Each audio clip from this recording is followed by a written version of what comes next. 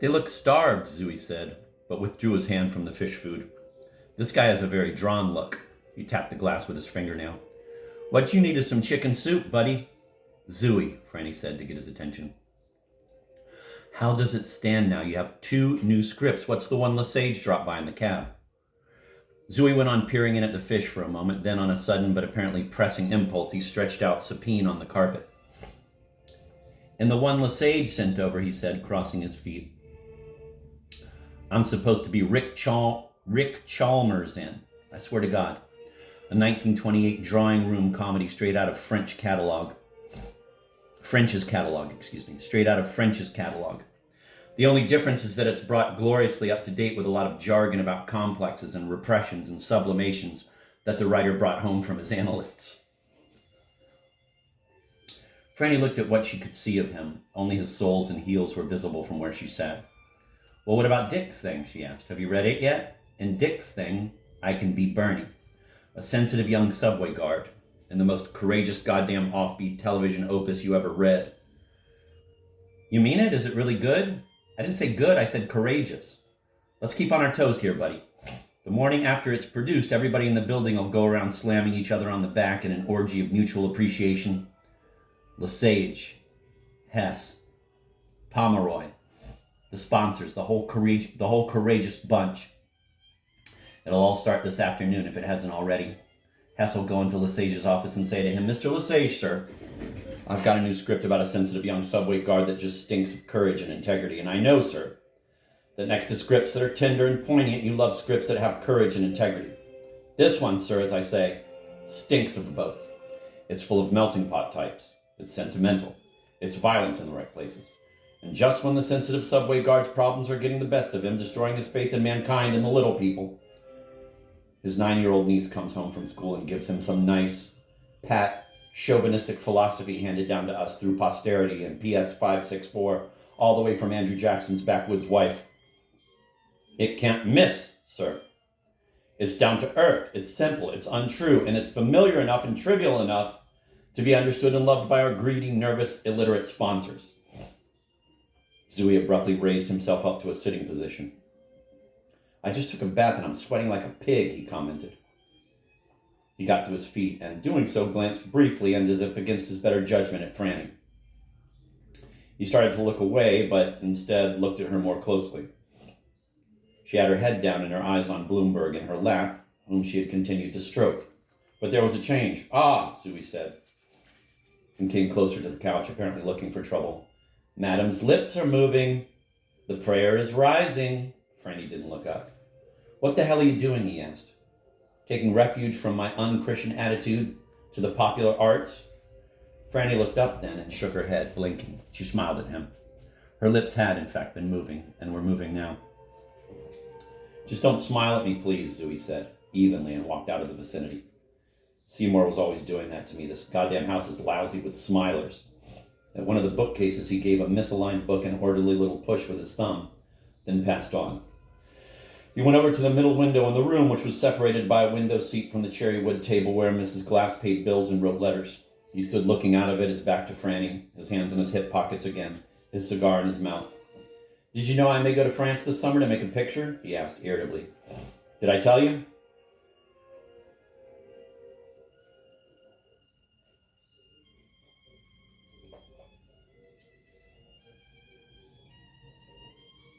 Franny looked over at his back with interest. No, you didn't, she said. Are you serious? What picture? Zooey, looking out over the macadamized school roof across the street, said, Oh, it's a long story. Some French joker's over here, and he heard the album I did with Philippe. I had lunch with him one day a couple of weeks ago. A real schnorrer. Was sort of likable. And apparently he's hot over there right now. He put one foot up on the window seat. Nothing's final. Nothing's ever final with these guys. But I think I got him half snowed into the idea of making a picture out of that Lenormand novel. The one I sent you? Yes. Oh, that's exciting, Zooey. If you go, when do you think you'd go? It is not exciting. That's exactly the point. I'd enjoy doing it, yes, God, yes, but I'd hate like hell to leave New York. If you must know, I hate any kind of so-called creative type who gets on any kind of ship. I don't give a goddamn what his reasons are. I was born here. I went to school here. I've been run over here twice and on the same damn street. I have no business acting in Europe, for God's sake. Franny gazed thoughtfully at his white broadcloth back. Her lips, however, were still silently forming words. Why do you go, then? She asked. If you feel that way. Why do I go? Zooey said without looking around. I go mostly because I'm tired as hell of getting up furious in the morning and going to bed furious at night. I go because I sit in judgment on every poor, ulcerous bastard I know, which in itself doesn't bother me too much. At least, I judge straight from the colon when I judge, and I know that I'll pay like hell for any judgment I mete out sooner or later, one way or another. That doesn't bother me so much, but there's something, Jesus God, there's something I do to people's morale downtown that I can't stand to watch much longer. I can tell you exactly what I do. I make everybody feel that he doesn't really want to do any good work, but that he just wants to get work done that will be thought good by everyone he knows. The critics, the sponsors, the public, even his children's school teacher. That's what I do. That's the worst I do. He frowned in the direction of the school roof. Then with his fingertips pressed some perspiration away from his forehead. He turned abruptly toward Franny when he heard her say something. What? He said, I can't hear you. Nothing. I said, oh God. Why oh God? Zooey asked impatiently.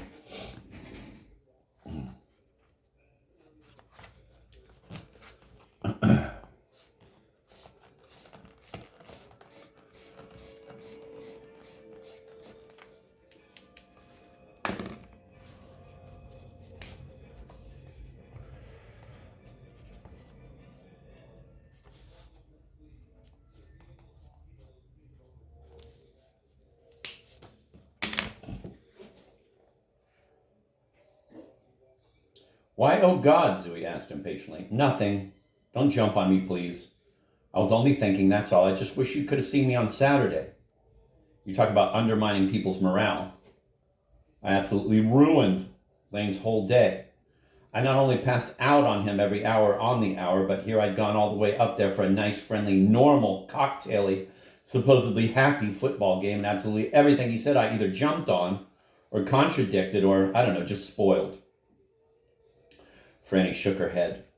She was still stroking Bloomberg, but absently. The piano appeared to be her focal point. I simply could not keep a single opinion to myself, she said. It was just horrible. Almost from the very second he met me at the station, I started picking at all his opinions and values and just everything, but everything. He'd written some perfectly harmless test tubey paper on Flaubert that he was so proud of and wanted me to read, and it just sounded to me so strictly English department and patronizing and campusy that all I did was... She broke off. She shook her head again, and Zooey, still half pivoted in her direction, narrowed his eyes at her. She was looking even paler, more post-operative, as it were, than she had on waking. It's a wonder he didn't shoot me, she said. I'd have absolutely congratulated him if he had. You told me that bit last night. I don't want any unfresh reminiscences this morning, buddy, Zooey said, and resumed looking out of the window. In the first place, you're way off when you start railing at things and people instead of at yourself. We both are. I do the same goddamn thing about television. I'm aware of that. But it's wrong. It's us. I keep telling you that. Why are you so damn dense about it?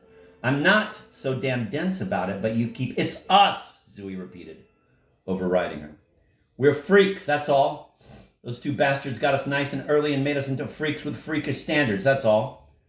We're the tattooed lady, and we're never going to have a minute's peace. The rest of our lives till everybody else is tattooed too. More than a trifle grimly, he brought his cigar to his mouth and dragged on it, but it had gone out. On top of everything else, he said immediately, we've got wise child complexes. We've never really got off the goddamn air. Not one of us. We don't talk. We hold forth. We don't converse, we expound. At least I do. The minute I'm in a room with somebody who has the usual number of ears, I either turn into a goddamn seer or a human hat pin. The Prince of Bores. Last night, for instance, down at the San Remo, I kept praying that Hess wouldn't tell me the plot of his new script. I knew damn well he had one. I knew damn well I wasn't going to get out of that place without a new script to take home. But I kept praying he'd spare me from an oral preview. He's not stupid. He knows it's impossible for me to keep my mouth shut. Zooey suddenly sharply turned around without taking his foot off the window seat and snatched up a match folder that was on his mother's writing table. He turned back to the window and the view of the school roof and put his cigar into his mouth again, but at once took it out. Damn him anyway, he said. So stupid it breaks your heart. He's like everybody else in television, and Hollywood, and Broadway. He thinks everything sentimental is tender. Everything brutal is a slice of realism. And everything that runs into physical violence is a legitimate climax to something that isn't even, did you tell him that? Certainly I told him that. I just got through telling you I can't keep my mouth shut. Certainly I told him that. I left him sitting there wishing he was dead. Or one of us was dead. I hope to hell it was me. Anyway, it was a true San Remo exit. Zooey took down his foot from the window seat. He turned around, looking both tense and agitated, and pulled out the straight chair at his mother's writing table and sat down. He relit his cigar and hunched forward restively, both arms on the cherry wood surface. An object his mother used as a paperweight stood beside the inkwell. A small glass sphere on a black plastic pedestal, containing a snowman wearing a stovepipe hat. Zooey picked it up, gave it a shake, and sat, apparently watching the snowflakes swirl.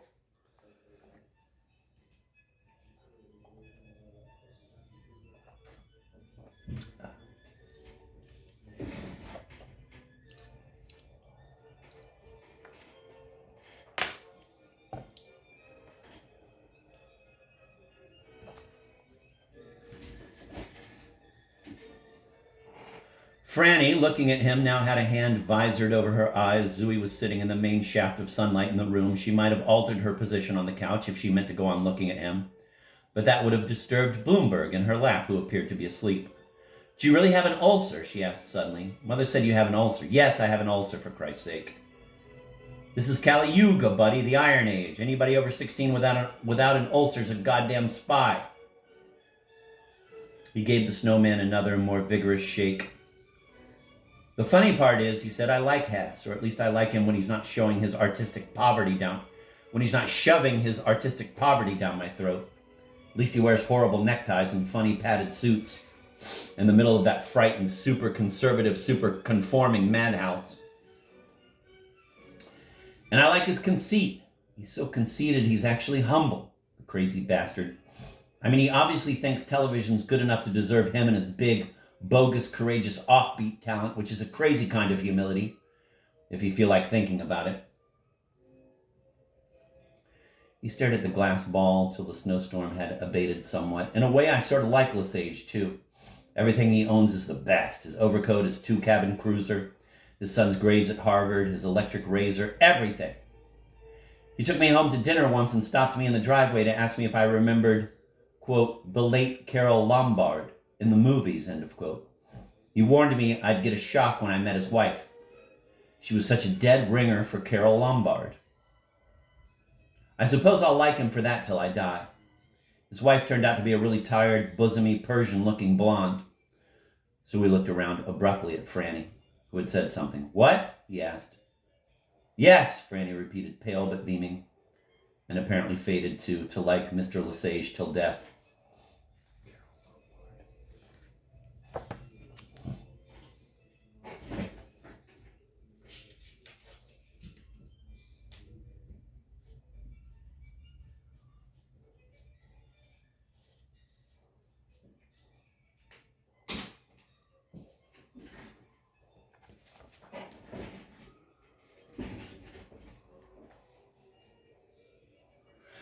Zooey smoked his cigar in silence for a moment. What gets me so down about Dick Hess, he said, what makes me so sad or furious or whatever the hell I am, is that the first script he did for Lesage was pretty good. It was almost good, in fact. It was the first one we did on film. I don't think you saw it. You were at school or something. I played a young farmer in it who lives all alone with his father. The boy has a notion that he hates farming, and he and his father have always had a terrible time making a living, so when the father dies, he sells all the cattle and makes big plans to go to the big city to make a living. Zooey picked up the snowman again, but didn't give it a shake, merely turned it around by the pedestal. It had some nice bits, he said. After I sell all the cows, I keep going out to the pasture to look for them. And when I go for a farewell walk with my girl right before I leave for the big city, I keep steering her over to the empty pasture. Then when I get to the big city and get a job, I spend all my spare time hanging around the stockyards. Finally, in heavy traffic on the main street in the big city, a car makes a left turn and changes into a cow. I run after it just as the light changes and get run over, stampeded. He gave the snowman a shake. It probably wasn't anything you couldn't watch while you were cutting your toenails.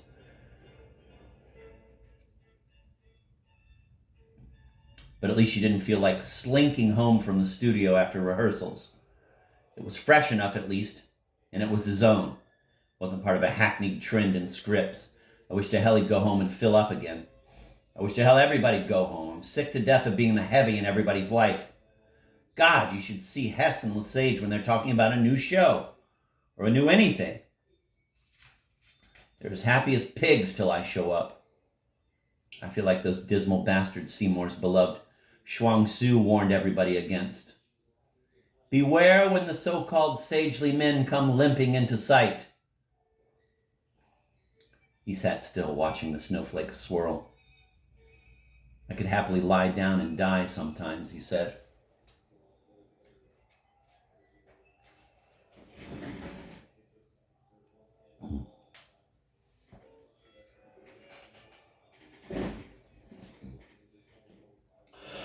Franny at that moment was gazing at a sunlit, faded spot in the carpet over near the piano, her lips very discernibly moving. This is all so funny you can't imagine, she said with the faintest tremor in her voice, and Zooey looked over at her. Her paleness was emphasized by the fact that she was wearing no lipstick at all. Everything you're saying brings back everything I was trying to say to Lane on Saturday when he started digging at me, right in the middle of martinis and snails and things.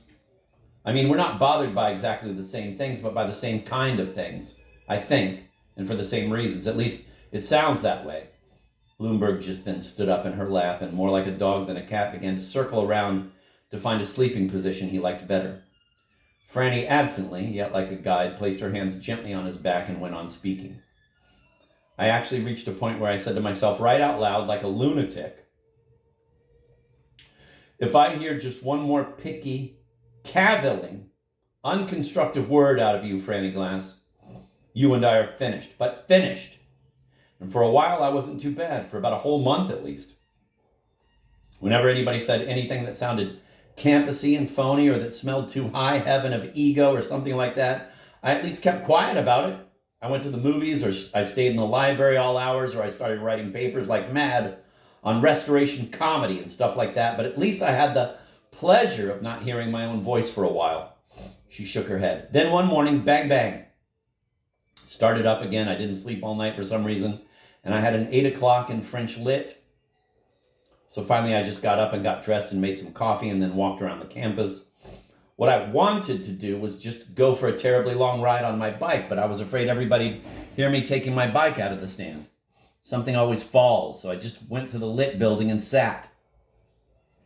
I sat, and finally I got up and started writing things from Epictetus all over the blackboard. I filled the whole front blackboard. I didn't even know I'd remembered so much of him. I erased it, thank God, before people started coming in. But it was a childish thing to do anyway. Epictetus would have absolutely hated me for doing it, but Franny hesitated. I don't know. I think I just wanted to see the name of somebody nice up on the blackboard. Anyway, that started me up again. I picked all day. I picked on Professor Fallon. I picked on Lane when I talked to him on the phone. I picked on Professor Tupper. It got worse and worse. I even started picking on my roommate. Oh, God, poor Bev. Started catching her looking at me as if she hoped I'd decide to move out of the room and let somebody halfway pleasant and normal move in and give her a little peace. It was just terrible. And the worst part was I knew what a bore I was being. I knew how I was depressing people or even hurting their feelings, but I just couldn't stop. I just could not stop picking. Looking more than a little distrait. She paused just long enough to push downward on Bloomberg's roving hindquarters. It was the worst of all in class, though, she said with decision. That was the worst.